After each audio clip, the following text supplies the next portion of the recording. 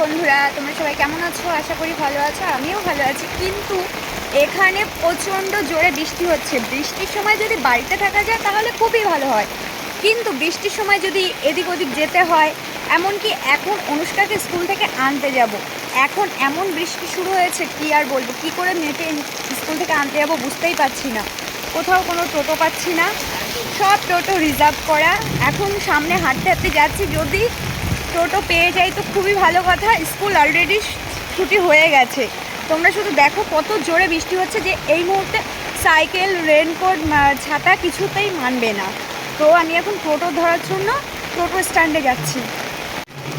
দেখো কত জোরে বৃষ্টি হচ্ছে, দেখো এদিকে পুরো জল জমে গেছে, ড্রেন পুরো ওভারলোড হয়ে গেছে। যাবে? দেখো একটা টোটোকে জিজ্ঞাসা করলাম যাবে কি না, সেও বলে দিল না। বৃষ্টির মধ্যে টোটো পাওয়া যায় না, এটাই সমস্যা। আর পেলেও খুব যেখানে 20 টাকায় যাওয়া যায় সেখানে 30-40 টাকা চেয়ে বসে। ওই দূরে টোটো দেখা যাচ্ছে, দেখি ওই টোটো দুটো যায় নাকি। গেলে তো খুবই ভালো কথা, আর না গেলে কী করবো বুঝতেই পারছি না। অলরেডি আমার পুরো ভিজে গেছি, ছাতায় মানছে না, এত জোরে বৃষ্টি হচ্ছে। টোটো পেয়ে গেছি, আর টোটোতে উঠে বলেছি। দেখো অনেক কষ্টে ভিজে গেছি, ব্যাগ ট্যাগ সব ভিজে গেছে। স্কুলের সামনে চলে এসেছি, স্কুল পুরো ফাঁকা। আর যেই টোটোটা আমাকে নিয়ে এসছে, ওনাকে বারবার বললাম যে বাচ্চাকে নিয়ে যাব, চলে গেল। বলছে আমি শুনিনি। এখন আমি মেয়েকে নিয়ে যাব, কোথায় টোটো পাবো, মাথা খারাপ হয়ে যাচ্ছে। কী করছে দেখো, বৃষ্টির মধ্যে কোনো বাচ্চারা বাড়ি যেতে পারেনি, সব গার্জিয়ানরা এসে দাঁড়িয়ে রয়েছে, কিন্তু বৃষ্টির জন্য কেউ বেরোতে পারেনি। আর আমি তো আমাদের অনুষ্কাকেই খুঁজে পাচ্ছি না, কোথায় অনুষ্কা। তারপরে দেখতে পেয়েছি ও সোফার এক কোনায় বসে রয়েছে, দেখো খুঁজেই পাচ্ছি না। আমি এদিক ওদিক তাকাচ্ছিলাম, এই যে তোমাদের অনুষ্কা। টোটো তো চলে গেল।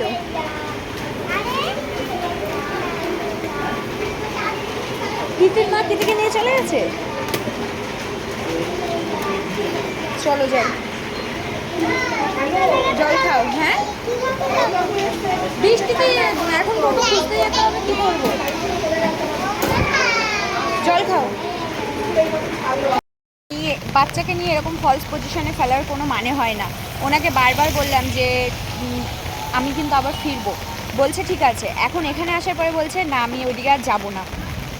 কি বলবো, এমন সব টোটোওয়ালাদের ব্যবহার। টাকা দিয়ে যাব, তারপরেও যাবে না। এখন এই বাচ্চাকে নিয়ে ফলস পজিশনে আমার পড়তে হলো। কি করে এখন এই বৃষ্টির মধ্যে ওকে নিয়ে যাব, কোনো টোটো পাচ্ছি না।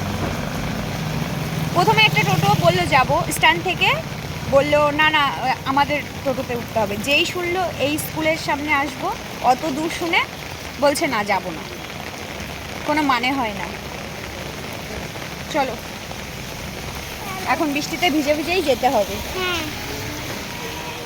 দাও, বাক্স আমার কাছে দাও মাম্মা।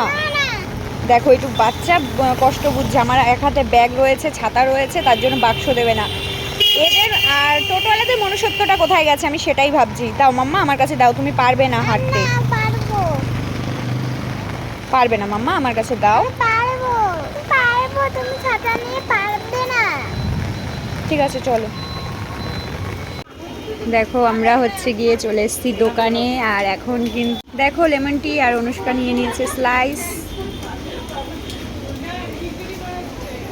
বৃষ্টির মধ্যে একটু চা না খেলে ভালো লাগে না, চা খেলে পুরো বৃষ্টির দিনটা পুরো জমে যায়।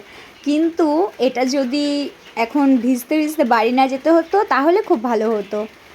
লেমন টিটা খুব সুন্দর হয়েছে, আর এই দোকানে লেমন টি সত্যিই খুব সুন্দর হয়। আর অনুষ্কাকে দেখো লেমন টি খাওয়াতে গিয়ে ওর জিভটাই পুড়ে গেছে, ওই দেখো কেমন করছে।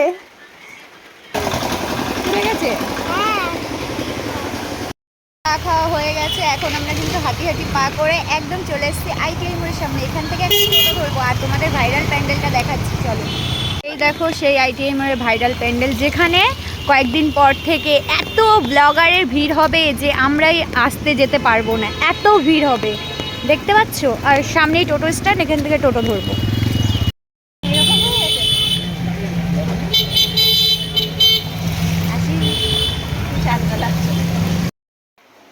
দেখো বন্ধুরা, অবশেষে বাড়ি পৌঁছে গেছি, কিন্তু পুরো কাকের মতন অর্ধেক অর্ধেক ভিজে গেছি। অনুষ্কার পা দেখো ভিজে কি হয়েছে, জুতোর মধ্যে পুরো জল ঢুকে গেছে, দেখেছো পায়ের অবস্থা কি হয়েছে। এগুলো বেশি হয়েছে শুধুমাত্র ওই টোটোওয়ালাটার জন্য। ওই টোটোওয়ালাটার সাথে চলে আসলে এরকম ভিজতে হতো না। একটা টোটো পেলাম না রাস্তায়, মানে কি বলবো, টোটোওয়ালাটার ওপর এতটা মাথা গরম হচ্ছে তার বলার মতো না, যার জন্য আজকে আমার মেয়ে ভিজে ভিজে বাড়ি এসছে। হ্যাঁ, টোটো পেয়েছি, অনেকক্ষণ পরে টোটো পেয়েছি, কিন্তু মানে যেখানে 20 টাকায় আমরা বাড়ি পৌঁছে যাব সেখানে বলছিল 40 টাকা 50 টাকা।